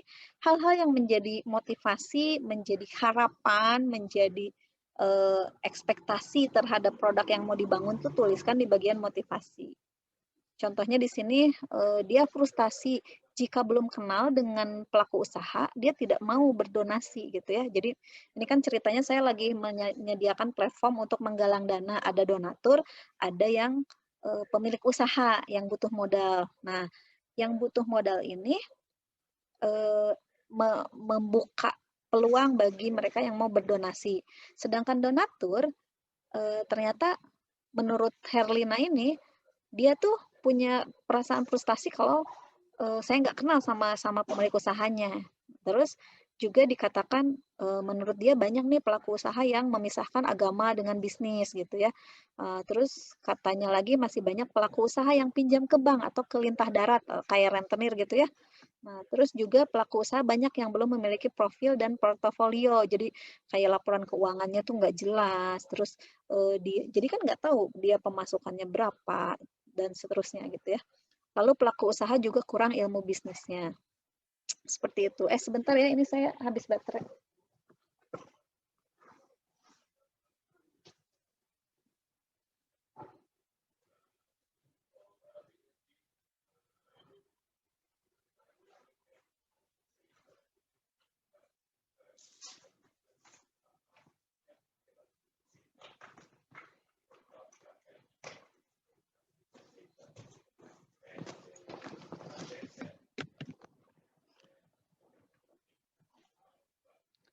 Nah, terus selanjutnya,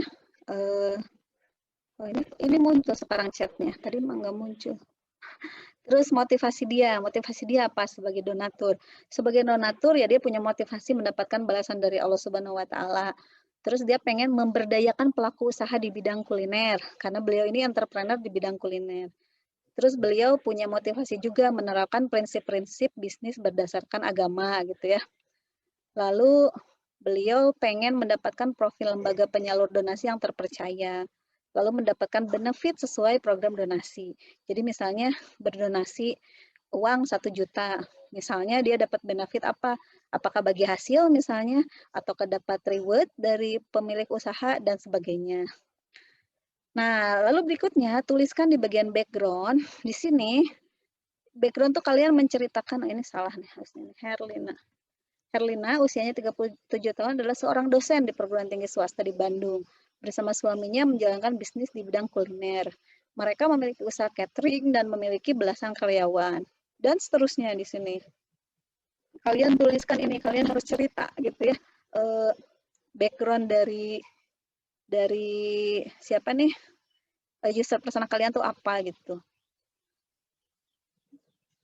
Ini bisa saja background-nya itu memang sesungguhnya orang itu, tetapi namanya jangan dipakai orang itu. Ini teman-teman bisa juga sih sebenarnya gimana sih cara bikinnya gitu. Nanti di sininya di sebelah kiri ini,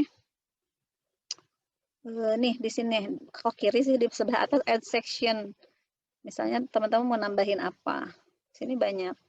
Background, frustration, motivation, needs, expectation, challenges, previous experience. Mungkin misalnya bisa ditambahkan previous experience boleh. Banyak sebenarnya ya, banyak banget. Tapi yang saya pakai hanya yang tadi saja gitu. Ya. Jadi nanti teman-teman bikin user persona harus seperti yang saya punya ini ya. Ada bagian tujuan, ada nama jelas, ada tujuannya, ada kutipan. Kutipan ini sebenarnya boleh sih, boleh ada, boleh enggak lah ya. Enggak terlalu penting juga sih kalau kutipan. Tapi sebenarnya kutipan ini lebih kepada menunjukkan gitu, orang ini orangnya kayak gimana sih sebenarnya gitu. Bisa baca dari kutipannya itu. Ini wajib ya, teknologi, browser, channel, terus boleh kalau browser sih nggak terlalu wajib, boleh diganti pakai apa, misalnya tingkat apa sih, atau misalnya personality dirinya, kayak misalnya dia termasuk orangnya introvert, extrovert, terus orangnya misalnya penuh semangat atau apalah gitu ya, boleh. Atau misalnya aplikasi-aplikasi yang sering dia akses, ya itu di sini ya channel Maya udah ada ya channel. Ini bisa ditambahkan di sini. Nih, klik banyak banget nih. Ada general, ada healthy, ada banking, banyak. Nanti kalian explore sendiri ya. Seru ya, seru banget ini sebenarnya. Saya senang kalau udah bikin-bikin yang kayak gini. Oke, kita berlanjut. Udah ya. Ini sebenarnya selain pakai ini, kalian bisa juga pakai yang namanya extensio.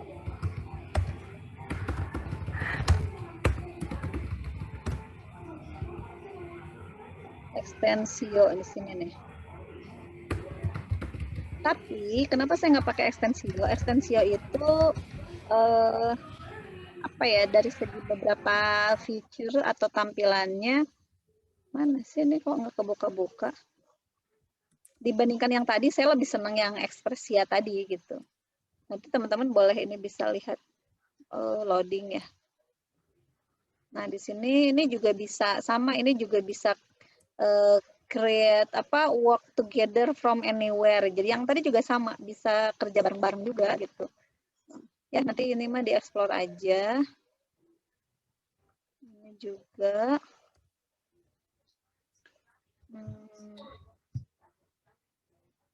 Terus apa lagi toolsnya itu? Extensio ada ya di sini nih, teman-teman tinggal klik aja. Udah. Oh, empathy map mah udah ada kan linknya ya, empathy map. Nanti kalau belum ada nanti saya kirim lagi. Skenario user mah itu teks biasa aja ya, atau kalian bisa bikin pakai storyboard, modelnya itu mah bebas.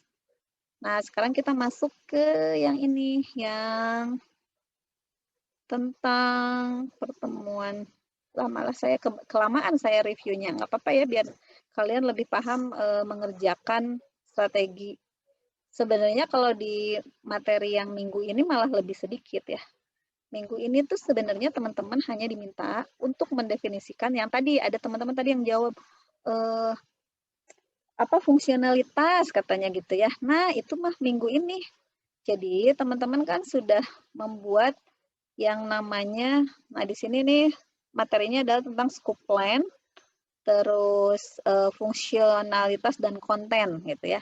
materinya ini. Nah, ini yang tadi saya sampaikan, user journey maps atau customer journey maps itu sebenarnya bagian dari strategi plan gitu. Nah, teman-teman bisa bikinnya kayak gini, contoh ini.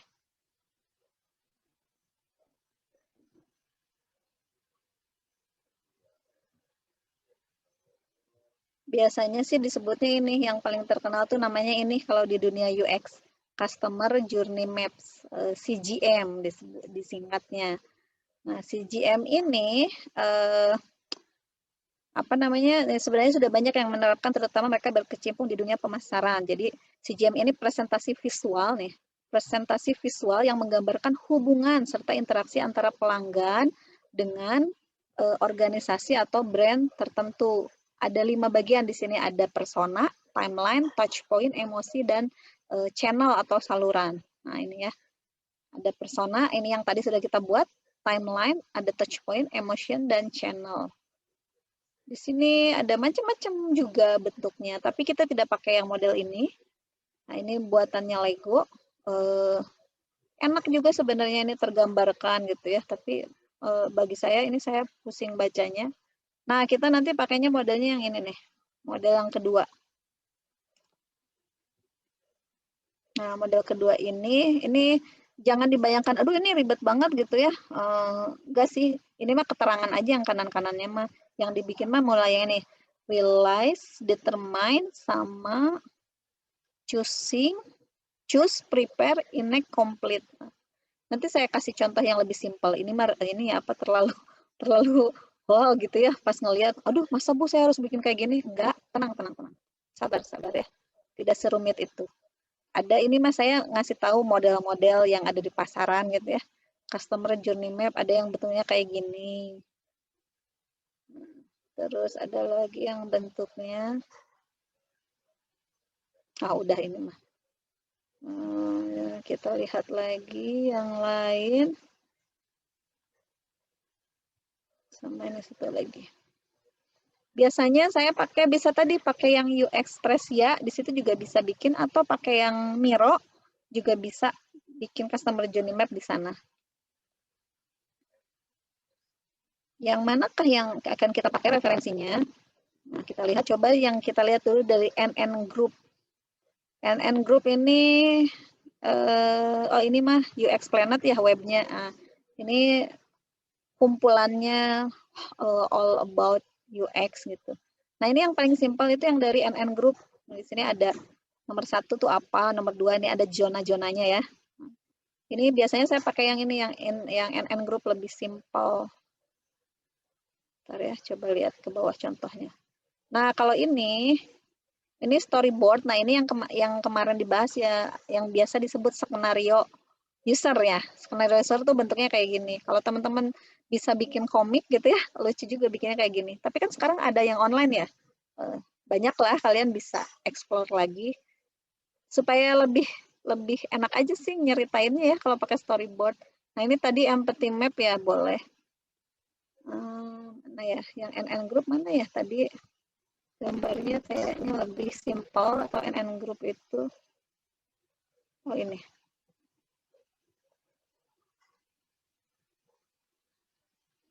Nah, ini simple banget yang si NN Group ini, dia ada fase 1 ngapain, fase 2 ngapain, fase 3 ngapain. Cuman di sini ini ada, ini gambar 1, 2 ini adalah apa yang dilakukan, tahapan-tahapannya. Yang gambar ini adalah what they think gitu ya, apa yang mereka pikirkan. Bisa juga kalian tambahkan emosi di sini. Emosinya misalnya ini masih netral lah ya. Kalau udah di bawah gini berarti emosinya udah yang udah tandukan, udah yang stres gitu. Ke sini emosinya udah naik lagi, udah happy gitu ya. Kayak gitu. Mana ya? Nah, ini misalnya jumping Jamie. Nah, ini contohnya. Jamie needs to switch her current mobile plan. She wants a plan that can save her money without having to sacrifice usage limit. Nah, dia mau itu ya, apa sih mobile plan penggunaan ini ya, kayak semacam apa, fasilitas internet gitu kan ya, service yang digunakan di layanan mobile-nya dia gitu ya. Nah, ekspektasi dia adalah clear online information, ability to compare plan breakdown, sama friendly and helpful customer support gitu. Yalah, kita pengen banget ya menggunakan sebuah produk di mana produknya ini informasinya clear gitu ya. Jadi maksudnya kita googling pun kita udah langsung ngerti baca gitu. Dengan yang kita baca kita langsung ngerti. Terus apa, dia bisa membandingkan plan-plannya dengan plan 1 gimana, plan 2 dan seterusnya. Dan juga friendly sama helpful. Jadi si customer support, si customer apa namanya, customer care ya. Nah, si customer care-nya itu enak banget lah, friendly sama benar-benar sangat ngebantu gitu. Nah, ini di tahapan define dia review current plan yang dia pakai saat ini. Terus dia menentukan parameter untuk plan berikutnya, plan baru dia tuh apa. Terus dia bilang nih, I wonder if I can pay less gitu ya. Nah, ini di sini kenapa gambarnya begini grafiknya? Di sini dia masih anggaplah ini netral gitu ya. Kondisi itu masih netral. Nah, saat ke sini ini dia tuh yang dia compare, dia membandingkan, dia nonton apa iklan di TV, terus dia research companies and offer on consumer report website. Jadi setelah dia nonton dari TV, terus dia melakukan riset perusahaan-perusahaan dan apa sih tawaran dari customer yang ada di website. Terus juga dia use current career website to compare option. Nah, jadi di sini ini adalah cara dia melakukan komparasi ya, melakukan perbandingan berbagai layanan yang mau dia pakai. Nah, di sini perasaan dia di bawah gitu ya, mulai oh kenapa naik di sini? Oh, dia udah mulai menemukan apa yang dia cari gitu. Ternyata di sini, nah dia down lagi nih. Di sini dia merasakan, why is this so difficult gitu? Kenapa sih sulit banget gitu ya? Nah, di sini ada proses negosiasi di mana dia melakukan call current carrier to tell them she is shopping around. Call competitors to see what they can offer. Nah, dia kalau di sini kan tadi baru membandingkan, di sini dia udah masuk ke tahap actionnya gitu ya. Oh, dia teleponin gitu ya, nih apa aja sih yang ditawarin nih. Ternyata pas di tahap negosiasi ini dia merasakan susah banget sih gitu ya. Nah, over it I'm switching provider. Nah, ternyata setelah itu, nah ini dia akhirnya mengambil keputusan saat ini provider yang dia pakai, setelah dia membanding-bandingkan dengan yang lain, akhirnya dia punya keputusan, oke deh, gue mau cabut dari provider saat ini, mau pindah nih ke provider lain. Nah, akhirnya dia melakukan select, dia decide, dia memutuskan new plan and call customer service to switch service. Nah, di tahap terakhir ini dia akhirnya memutuskan, oke, gue mau pilih provider yang baru nih, karena yang ini lebih bagus lah dibandingkan yang saat ini gue pakai gitu ya.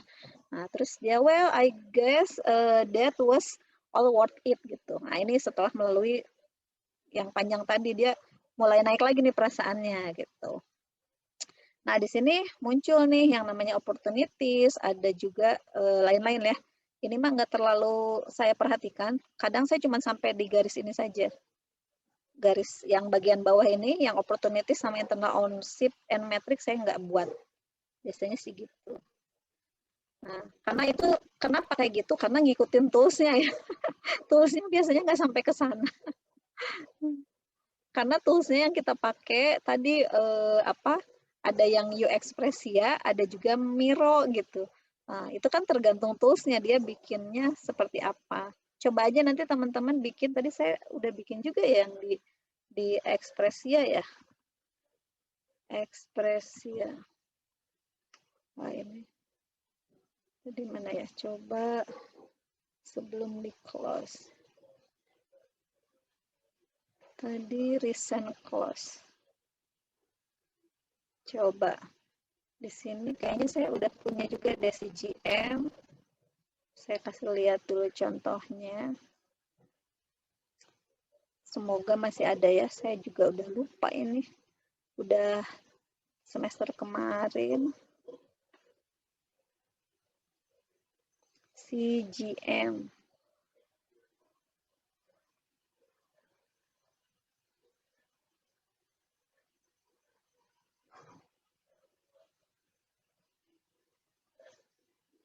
Nah, jadi CGM ini adalah tadi ya kuncinya ini adalah bagaimana cara user berinteraksi dengan produk gitu ya.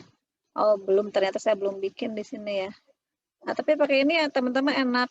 Nih, teman-teman ininya ini bisa diganti-ganti ya, nggak perlu ngikutin ini semua gitu.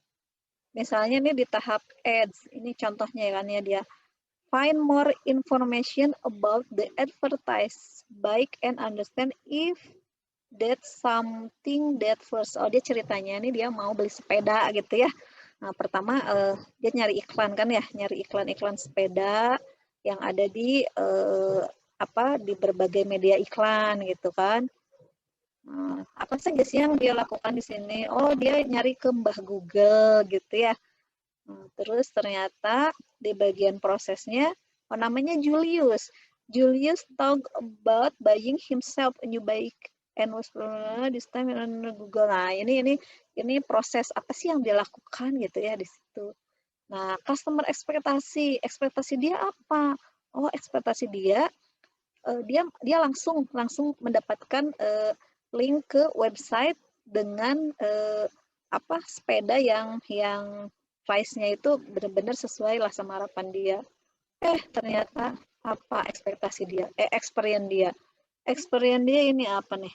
Boredom. Apa sih artinya boredom? Tapi dari wajahnya tidak menyenangkan ya. Membosankan gitu mungkin ya? Bosan. Ya, bosan ya. Nah, touch point-nya apa? Touch point-nya dia pakai Google Ads. Pain point-nya itu kan sesuatu yang tidak menyenangkan ya. Ternyata di Google Ad banner was too annoying gitu ya. Kan kita kalau buka web itu suka ada iklan-iklan ya. Nah, ternyata ya kayak gini gitu yang dirasakan. Kurang lebih sama lah kayak kita juga kan yang dirasain sama si Julius ini. According to Web Analytics, majority bla bla bla. Nah, terus idenya apa? Oh, idenya switch to other type of web advertising. Jadi cari media advertising yang lain, jangan yang di bawah Google itu gitu ya. Nah, coba kita lihat di bagian aware. Ini contoh ya, udah enak banget nih teman-teman. Jadi pakai ini aja. Nah, aware di sini.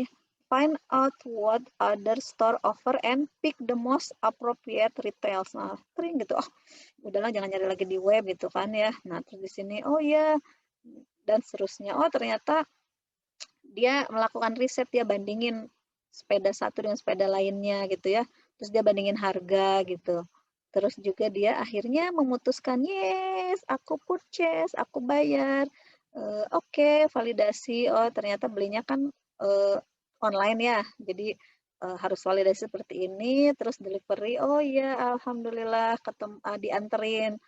Nah, ini nanti teman-teman buat seperti ini sampai akhirnya oh ternyata dia ngalamin ini kayak gini, bannya itu penyok gitu ya. Terus dia akhirnya lapor gitu. Ternyata customer support-nya itu apa sih istilahnya? After sales ya, after salesnya itu ternyata enak ya nih, langsung deh dia dapat yang baru karena masih garansi ya gitu. Nah seperti ini jadi teman-teman CGM itu bikin dari sebelum ada produk, jadi menceritakan sejak sebelum ada produk, kayak tadi ojek pangkalan berarti diceritainnya kan sebelum ada produk ya, saya mau pakai ojek, saya harus datang ke pangkalan ojek, terus sampai akhirnya di sini saya menggunakan layanan ojeknya, ojek online. Terus saya komplain kenapa? Misal, saya itu ongkosnya tertera 5.000. Kenapa kredit saya yang dipotong sampai 6.000? Misalnya gitu. Atau saya harusnya dapat diskon. Kenapa diskonnya tidak bisa di-apply gitu ya? Tidak bisa digunakan voucher diskonnya. Nah, itu komplain seperti apa, support. Sampai misalnya di sini boleh juga karena saya senang menggunakan aplikasi ojek online, saya sebarkan ke orang lain gitu. Saya kasih rating bintang 5, saya share ke teman-teman gitu. Terus saya juga kasih testimoni atau review yang good gitu di Play Store atau App Store. Nah, bisa seperti itu juga di bagian after sales-nya atau after using the product ya. Gitu ya, ini udah enak banget ya, tinggal ngisi sesuai dengan studi kasus kalian masing-masing. Oke. Nah, berikutnya ini teman-teman kalau tiba-tiba ada yang nanya, menanya aja ya. Saya tidak akan ngasih kesempatan bertanya, tapi kalau mau ada yang ditanyakan tinggal speak up gitu ya. Jangan nulis di chat karena saya tadi kan nggak bisa baca chatnya. Kalau misalnya ada yang mau nanya ya. Oke, ini kita close dulu yang sudah tidak digunakan. Nah, berikutnya adalah tadi teman-teman harus membuat yang namanya scope plan. Nah, scope plan itu ngapain sih? Coba kita lihat ya. Sebenarnya kayaknya ada dah di materi yang sebelumnya. Yang strategi plan ini. Bentar ya, coba yang ini.